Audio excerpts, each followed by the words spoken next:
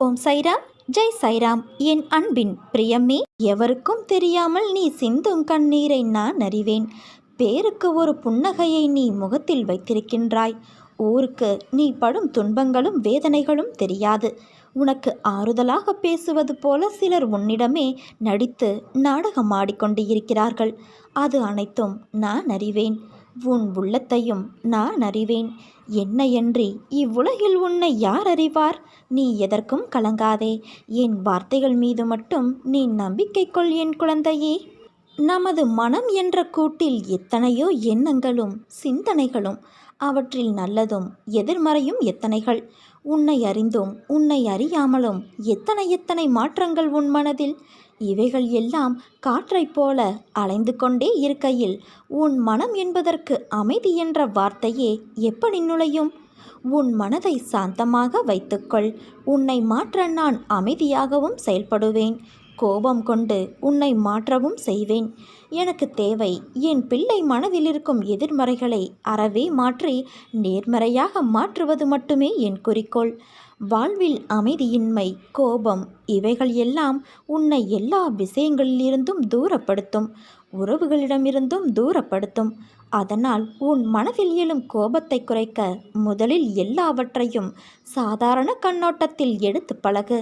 கோபத்தை கட்டுப்படுத்த முடியவில்லை என்று நீ நினைத்தால் உன் அப்பாவை மனதார நினை.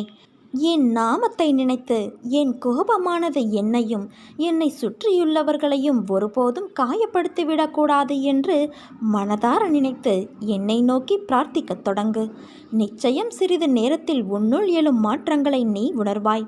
இது கோபத்திற்கு மட்டும் பொருந்தும் மருந்துகள் அல்ல.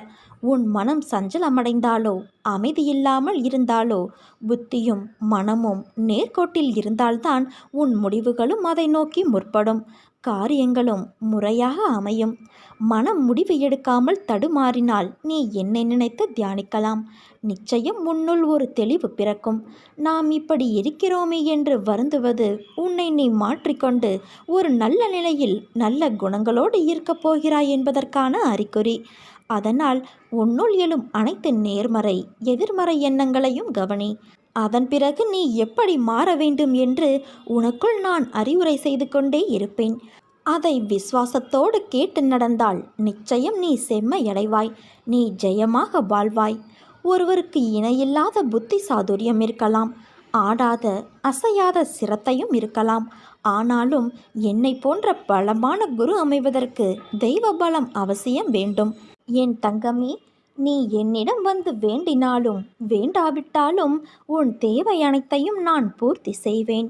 உடல் அலைச்சல், மன உளைச்சல் உனக்கு ஏற்பட்டு இருக்கலாம். வாழ்வின் பாதையில் மாறி மாறி வரும் நிகழ்வுகளால் உன் பயணத்தில் இவைகள் நிகழும். ஆனாலும் உன் பாதுகாப்பை உறுதி செய்பவன் நான். என் நாமம் உச்சரிக்கும் உனக்கு ஒன்றும் ஆகாது. உன்னை சுற்றி எதிர்மறை அதிகமாகும் போது நீ கூடுதலாக கொஞ்சம் தியானம் செய்ய வேண்டும். என்னுடைய மந்திரத்தை கொஞ்சம் கூடுதலாக நீ உச்சரிக்க வேண்டும். நீ என்றும் என் பாதுகாப்பு வளையத்தில் இருக்கிறாய். அச்சமின்றி முன்னேறு. உனக்கு துணையாக உன் அப்பா நான் இருக்கிறேன். வாழ்க்கை என்பது ஒரு பட்டம் போல. அதனுள் உன் கையில் இருப்பதால் தான் அது நகர்கிறது என்பது நினைப்பது எவ்வளவு தவறோ அதே போலத்தான் உன் வாழ்க்கையில் நடக்கும் சில விஷயங்களும். எல்லா கஷ்டங்களும் முடிவடையும் காலம் என நிச்சயம் ஒன்று வரும். அதனால் நீ எதை குறித்தும் கவலைப்படாதே. ஏன் எப்போதும் எனக்கு யாரும் இல்லை என்று புலம்புகிறாய்? அந்த எண்ணம் மிக தவறானது, ஆபத்தானதும் கூட. உன்னை சுற்றியுள்ளவர்களை முதலில் புரிந்து செயல்படு. அதை விட்டுவிட்டு உன் எதிர்பார்ப்புகளை அவர்கள் உடைக்கும் போது நீ கவலைப்படுகிறாய். உலகில் இன்று பலர் சுயநலமில்லாமல் எந்த செயல்களையும் பிறருக்கு செய்வது இல்லை. அப்படிப்பட்டவர்களிடமிருந்து நீ சற்று விலகி இருப்பதே உனக்கு நல்லது. நீ என்ன தவறு இழைத்தாய் வருத்தப்படுவதற்கு? உன்னை ஏமாற்றியவர்களே நம்பிக்கையோடு செயல்படும்போது நீ அவர்களை விட அதீத நம்பிக்கையோடு செயல்பட வேண்டும். எந்த சூழ்நிலையிலும் உனக்கு யாரும் இல்லை என்று வருந்தாதே. உலகில் உள்ள அனைவருக்கும் ஒவ்வொரு விதமான சுமைகள் இருந்து கொண்டேதான் இருக்கும். உனக்கு சிறியதாகப்படும் பிரச்சனை மற்றவர்களுக்கு பெரியதாக இருக்கும். அவர்களுக்கு சிறியதாக தெரியும் பிரச்சனை உனக்கு தலையாய பிரச்சனையாக இருக்கும். உன் வாழ்வில் தைரியமாக உன்னை சூழ்ந்துள்ள துயரங்களை எதிர்த்து நின்றால்தான் அதை உன்னால் வெற்றி காண முடியும். தைரியமாகவும் நம்பிக்கையோடும் உன் இலக்கை நோக்கி நீ போய்க்கொண்டே இரு. உன் கடமைகளிலிருந்து ஒரு நாளும் நீ தவறாதே. நீ இதுவரை சந்தித்த வேதனைகள் எல்லாம் எப்படி காணாமல் போனது என்று நீ நினைத்து வியக்கும் அளவிற்கு நிச்சயம் மாறுதல்கள் நடைபெறும். நம்பிக்கையோடு நான் கூறும் வார்த்தைகளை பின்பற்று. நீ எதையெல்லாம் இழந்தாயோ நான் அதைவிட அதிகமாக உன்னை வந்து சேரும்படி செய்வேன். எல்லாம் தெளிவு பெற்று நீ வாழ்வில் முன்னோக்கி மகிழ்ச்சியாய் செல்லும் காலம் வந்து விட்டது. இது உன் சாயப்பாவின் சத்திய வாக்கு. என் சம்மதமில்லாமல் மரணம் கூட உன்னை தொட முடியாது குழந்தையே. அதிசயம் வந்து கொண்டிருக்கிறது. என்னை நம்பு. நீ நினைக்க முடியாத மிகப்பெரிய அற்புதத்தை உன் வாழ்வில் நான் விரைவில் நிகழ்த்துவேன். நல்ல செய்தி ஒன்று உனக்காக காத்து கொண்டிருக்கிறது. மகிழ்ச்சியோடு நீ தயாராக இரு. என் அருகில் நீ இருக்கும் பாக்கியம் உனக்கு கிடைக்க வேண்டும். அதன் பிறகு உன்னால் தாண்ட முடியாதது எதுவுமே இல்லை. கொஞ்சம் கொஞ்சமாக அனைத்து விஷயங்களும் ஓர் ஒழுங்கிற்கு வந்து நிற்கும். ஓய்வெடுப்பதோ பேசுவதோ நடப்பதோ எந்த வேலையை செய்தாலும் சரி, ஒவ்வொரு கணமும் அசைக்க முடியாத நம்பிக்கையை என்னிடம் கடைப்பிடித்தால் பக்தன் தான் விரும்பிய மனோரதங்கள் அனைத்திலும் நிச்சயம் நிறைவு பெறுவான். உண்மையை உணர நாம் போராட வேண்டும். இறைவன் எப்போது நமக்கு கேட்டதை கொடுப்பார் தெரியுமா? ஒரு சின்ன கதை. 5 வயது சிறுமி தன் அம்மாவோடு சூப்பர் மார்க்கெட் சென்றிருந்தாள். அங்கே ஒரு முத்து மாலையை பார்க்குறா. அது வேணும்னு தன் தாய்கிட்ட அடம் பிடிக்கிறா. இது அழகா இருக்கு, ஆனால் விலை அதிகமாக இருக்கே. அது தவிர இது தரமில்லாத பிளாஸ்டிக் மாலை அப்படின்னு சொல்கிறாங்க தாய்.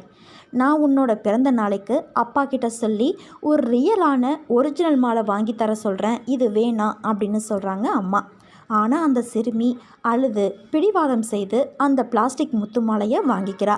அந்த சின்ன குழந்தைக்கு அந்த முத்து மாலை ரொம்பவே ஃபேவரட்டான பொருள். அதை எங்கே போனாலும் தன் கூடவே வச்சிருப்பா. பள்ளிக்கு போகும்போதும் நண்பர்கள் கூட விளையாடும் போதும் படுக்கும்போது கூட தன் கழுத்திலேயே போட்டிருப்பா. பிளாஸ்டிக் மாலையை கழுத்திலேயே போட்டிருந்தா அலர்ஜியால் கழுத்து நிறம் மாறிடும் அப்படின்னு என்னென்னவோ தாய் சொல்லியும் அதை கேட்கல. எப்போதும் அதை பிரிய மனமில்லை அந்த குழந்தைக்கு. அந்த சிறுமியின் அப்பா ரொம்ப அன்பானவர். தினமும் அவர் குழந்தை படுக்க போகிறதுக்கு முன்னாடி அவருக்கு கதை சொல்வார். ஒரு நாள் கதை சொல்லி முடித்ததும் கேட்டார், மகளே, என்ன உனக்கு பிடிக்குமா அப்படின்னு கேட்குறாரு. ஆமாம்ப்பா, எனக்கு ரொம்ப பிடிக்கும். அப்போது உன்னோட முத்து மாலையை எனக்கு தரியா அப்படின்னு அப்பா கேட்குறாரு. அது மட்டும் முடியாதுப்பா, நீங்கள் வேறு எதுனாச்சும் எடுத்துக்கோங்க. என்னோட பிங்கி பொம்மையை வேணால் எடுத்துக்கோங்க, ஆனால் முத்து மாலை மட்டும் நான் தரமாட்டேப்பா அப்படின்னு அந்த குழந்தை சொல்கிறா. பரவாயில்ல குட்டிமா அப்படின்னு புன்னகையோட பதில் சொன்னார் தந்தை. இன்னொரு நாள் மீண்டும் கேட்குறாரு, என்ன உனக்கு பிடிக்குமா? ஆமாப்பா, ரொம்ப பிடிக்கும். அப்போது உன்னோட முத்து மாலையை தரியான்னு மறுபடியும் கேட்குறாரு. மறுபடியும் அந்த குழந்தை, முடியாதுப்பா, நீங்கள் வேறு எதையாச்சும் எடுத்துக்கங்கன்னு அதே பதிலை சொல்கிறா.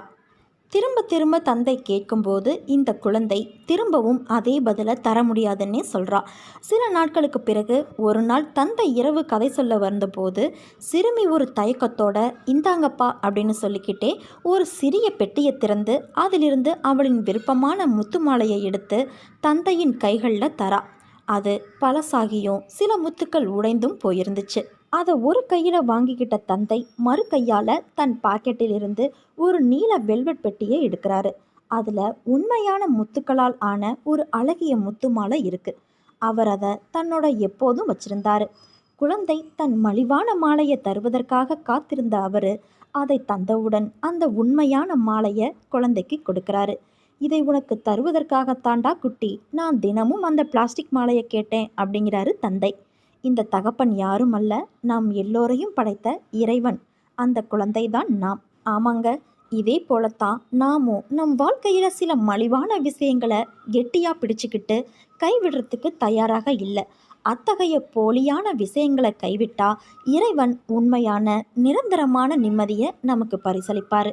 நம்முடைய மோசமான பழக்கங்கள், செயல்கள், தீய நட்புகள், உறவுகள் போன்ற எது வேண்டுமானாலும் நம்மோடு மிகவும் பின்னி பிணைந்திருக்கலாம். அவைகளால் நமக்கு பாதிப்புன்னு தெரிஞ்சும் கூட கைவிட கடினமானவைகளாக கூட இருக்கலாம். ஆனால் அவைகளையெல்லாம் விட சிறந்தவைகள் நமக்காக காத்திருக்கிறது. அத்தகைய சிறப்பான ஒன்றை நாம் பெற வேண்டும் அப்படின்னா போலியான மலிவான விஷயங்களை நாம் கைவிடத்தான் வேணும். அன்பே வடிவமான இறைவன் சிறந்த ஒன்றை தராமல் நம்மிடமிருந்து எதையும் எடுத்துக்கொள்வது இல்லை.